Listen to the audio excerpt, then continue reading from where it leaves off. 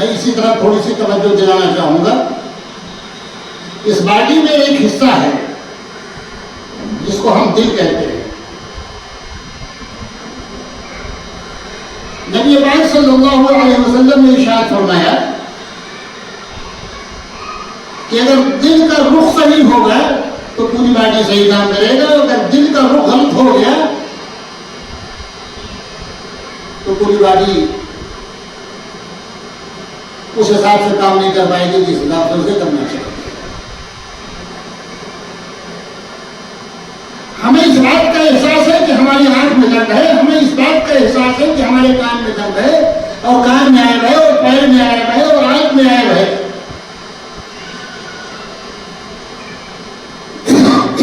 क्या वजह है कि अंदर की बीमारी पर हमारी तवज्जो क्यों नहीं जा रही है?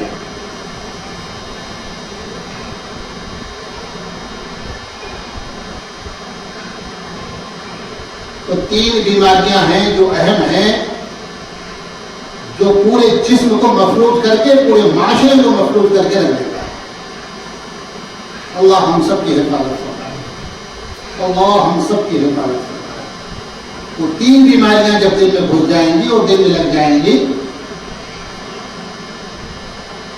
तो सारा निजाम दरहम हो जाएगा, माशरे का निजाम दरहम होगा, सोसाइटी का और शहर का और गांव का और कस्बे का और जिले का और मुल्क का निजाम दरहम हो जाएगा।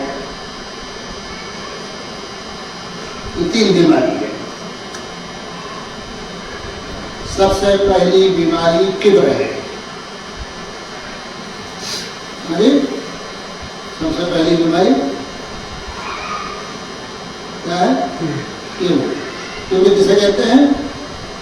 घमंड को, तकब्बुर को, बड़प्पन को, बड़ाई को। ये ऐसी बीमारी है, ये ऐसी बीमारी है जिसको ये लग गई उसकी जात तो सत्यानाश होगी ही,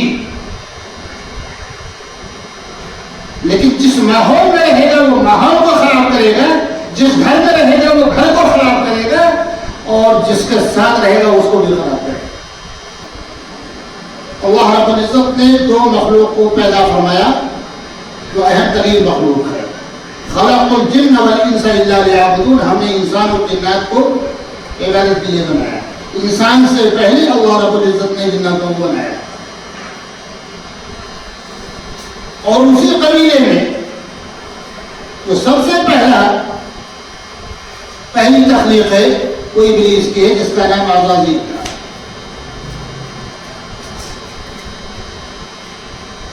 और जब उसकी ज़ुर्रियत और उसकी कौम जब तबाही और बर्बादी के दहाने पर आ गई और अल्लाह के अहकामात का मजाक उड़ाना शुरू किया, तो अल्लाह ने फैसला किया कि अब इनको बस्ती से निकाल देंगे।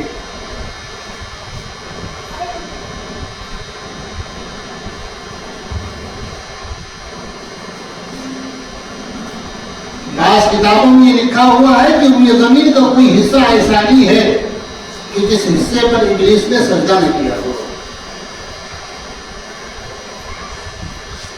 इस जमीन पर उससे बड़ा कोई नमाज़ी नहीं, उससे बड़ा कोई आबिद पैदा नहीं हुआ। हजारों बरस उसने इबादत की,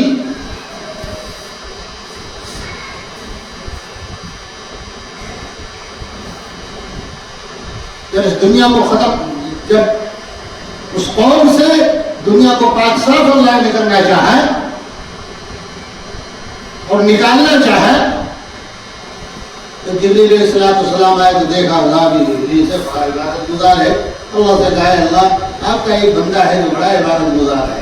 अच्छा, मेरा वो बंदा है बड़ा इबादत गुजार है, उसको ले मेरे पास। अल्लाह रब्बुल इज्जत ने उसको ऊपर बुला दिया।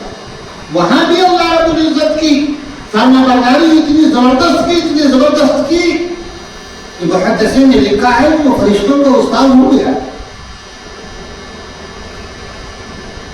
सारे फरिश्ते उसकी इज्जत करने लगे। कुछ दिन तक ये ऐसे चला। अल्लाह ने एक ऐलान किया, जिसको सूरह बकरा में खुदावंद कुद्दूस ने इरशाद फरमाया है, इन्नी जाइलुन फिल अर्द खलीफा, मैं जमीन में अपना खलीफा बनाने वाला हूं। अब वो चौंका बड़ी जोर से, वो इतना बड़ा आबिद था, इतना बड़ा आबिद था, इतना बड़ा आबिद था। जरा आप तसव्वुर करो कि पूरे हुए जमीन का यह हिस्सा पड़ा हुआ है, कोई ऐसा चप्पा बाकी नहीं बचा कि जहां उसकी पेशानी में पड़ी हो, जहां उसने अल्लाह के हम्द सना का बयान किया हो। और अल्लाह रब्बुल इज्जत ने फरमाया, इन्नी जाइलुन फिल अर्द खलीफा, मैं जमीन में अपना खलीफा बनाऊं, भेजूंगा। अल्लाह रब्बुल इज्जत ने आदम को बना दिया, और आदम को बनाने के बाद फिर सारे लोगों को, जितने भी थे वहां मलाइका थे और ये इब्लीस था, अल्लाह रब्बुल इज्जत ने कहा फसजुदू, ये पुतला पड़ा हुआ है, फसजुदू, सजदा करो इसे। जितने फरिश्ते थे वो सारे के सारे सजदे में चले गए। इतने बड़े मजमे में तो सारे फरिश्ते सजदा रह गए, और एक आदमी खड़ा हो तो जाहिर है कि मजमे को पता चल जाएगा कि घर आई। अल्लाह ने पूछा, क्या बात है, क्यों तुमने सजदा क्यों नहीं की? तो मैं सजदा नहीं करूंगा, मैं सजदा नहीं करूंगा।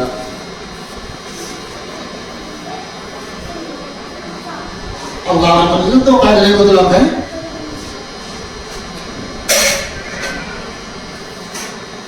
अल्लाह ने पूछा, क्यों नहीं करेगा? मैंने हुक्म दिया है, मेरा हुक्म मानना तुम्हारे ऊपर जरूरी है, तुम सजदा क्यों नहीं करोगे? तो उसने जो दलील दी है, ऐसी शामिल दलील दी है, खुदा का कसम, मालूम ये हुआ कि इब्लीस बहुत बड़ा आलिम भी था। इब्लीस बहुत बड़ा आलिम था।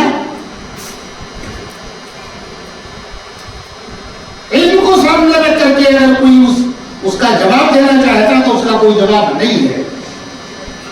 अल्लाह के सामने उसने एक दलील दी,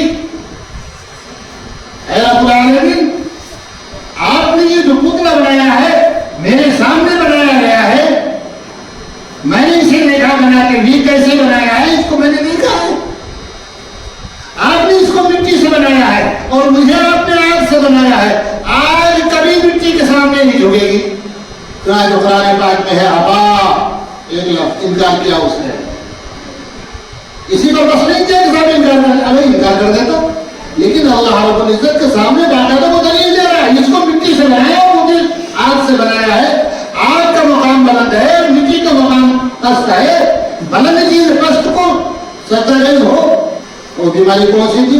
वो बीमारी लग गई थी, उसे क्यों भी की? मैं बड़ा हूं, मैं बड़ा हूं, बड़ा छोटे को जाए। हम अपने माशरे में देखते हैं, हम अपने माशरे में देखते हैं कि अपने घरों में है, आने वाला आ रहा है, वो जो बैठा हुआ है कुर्सी पर या चौकी पर या तख्त पर, वो इस इंतजार में है कि आने वाला मुझे सलाम करे। अगर ये जहन में आ गया कि आने वाला शख्स मुझे सलाम करे, समझ लो उसका सत्यानाश होना है। ये समझ लो कि उसका सत्यानाश होना है। और वो दलील देगा, साहब मैं चचा हूं, मैं दादा हूं, मैं अपने पोते को सलाम करूं, मैं अपने बेटे को सलाम करूं।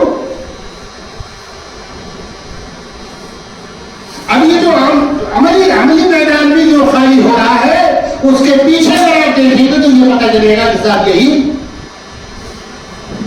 किब्र की बुनियाद है, ये किब्र की वजह से ऐसा हो रहा है।